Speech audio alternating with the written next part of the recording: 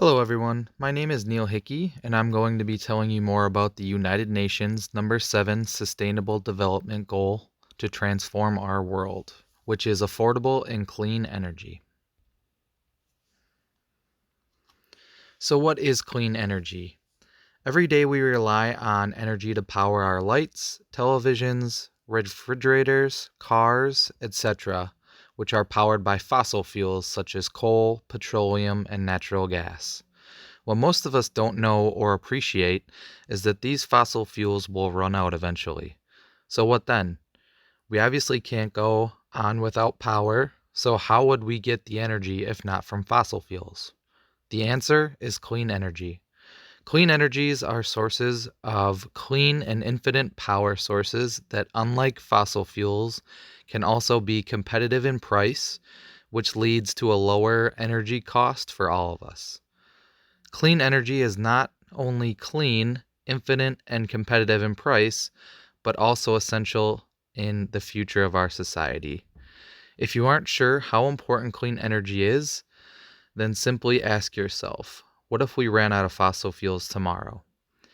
It surely would be disastrous. So, what are some types of clean energy that we currently are using? The first type of clean energy, and also one of the most recognizable, is solar energy. Solar energy harnesses sunlight, which can be directly converted into electricity. As you can see in the graphic on the left-hand side of this slide, the sun's energy into the electricity, which is then stored and converted in the control device to power electrical items such as refrigerators or lamps. The pictures on the right-hand side show exactly what a solar panel looks like and what one would look like on your house. Currently, solar energy accounts for about 1.6% of all U.S. energy. At the end of 2019, solar power alone generated about 64.2 gigawatts of energy, which is enough to power 12.3 million American homes. The second type of clean energy is wind power. Most of us have seen one of these large white windmills before, but what are they actually doing? As you can see in the graphic on the left-hand side of the slide, wind blows, which turns the blades of the windmill. While the blades are spinning, they turn a generator inside the windmill, which creates electricity. The electricity is then transported to a transformer, which increases the voltage of the electricity and then sends it to be distributed to be used by us. At this time, it is estimated that only 2% of the Earth's wind is being converted into kinetic energy. Just imagine if we could get that up to 20 or 30%. It would be pretty phenomenal.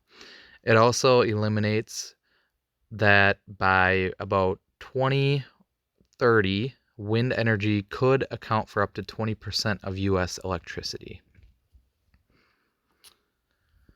The third type of clean energy is hydroelectric power.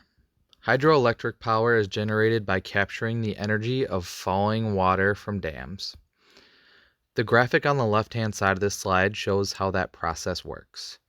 First, water glides down the dam's penstock directly into a large turbine that spins and generates large amounts of energy that is then transported into a transformer where energy is calibrated and sent to our homes. Currently, hydroelectric power generates enough power to service about 28 million U.S. homes.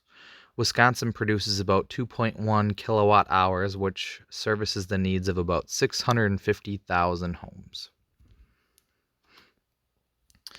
The fourth type of clean energy is geothermal. Geothermal energy is produced by drilling wells 1 or 2 miles deep into the earth to pump steam or hot water to the surface. Once the water reaches the surface, the pressure is dropped, which causes the water to turn into steam. The steam spins the turbine, which is connected to a generator, which produces electricity.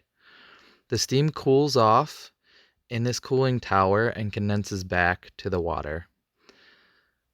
The cooled water is pumped back into the earth to begin the process again.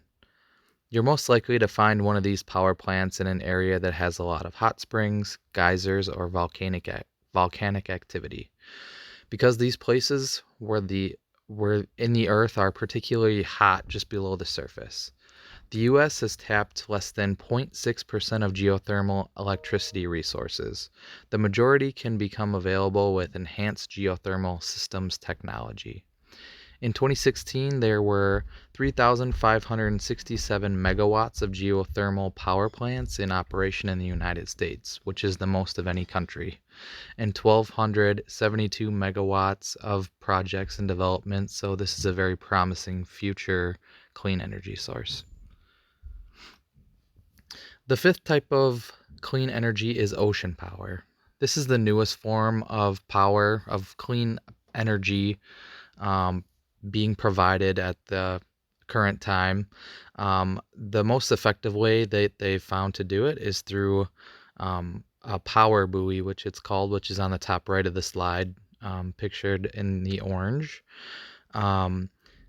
This generates power when the buoy hits the ocean waves. The float, which you can see on the diagram on the left, moves up and down frequently, which drives a piston inside the float, which creates electricity.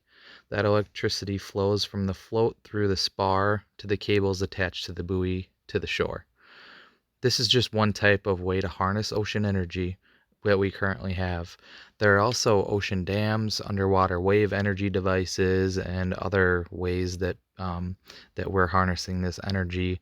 And this is just becoming a new type of energy because we haven't had the technology to harness that yet. But it's one of our most promising at the time. Ocean energy is by far the newest at the moment, and Europe leads the world in ocean energy on their west coast of their country, harnessing about 27 megawatts of energy in 2019. The final and most controversial type of clean energy is nuclear. Nuclear energy is produced from splitting uranium atoms, which is a process called fission. This generates heat to produce steam, which is used by a turbine generator to generate electricity. Nuclear energy is so controversial because even though it's labeled as a clean energy source, because it doesn't emit any greenhouse gases, but uses radioactive isotopes, which eventually are consumed and need to be replaced. The consumed uranium is highly unstable and radioactive, which poses the problem of what to do with it after the uranium is used up. Since uranium has over 700 million years of half-life, or time when it's still harmful to humans, it is had to be stored in massive concrete vaults, which most likely will outlive all of us and human civilization itself. The other con to nuclear energy is the possibility of a meltdown. We've probably all heard of Chernobyl or other occasions of meltdowns that weren't as bad, but Chernobyl has hit the media and scared most of the civilization about using nuclear energy. In Chernobyl in 1986, there was the worst reactor meltdown. It exploded and released radiation into the air, which covered thousands of miles around the surrounding area and displaced over 350,000 people. This is obviously very rare, but the thought of this occurring again in a more heavily populated area scares many. As of this year, the U.S. generates 20% of its overall power grid from nuclear energy, and there are 667 current power plants currently operating throughout the world.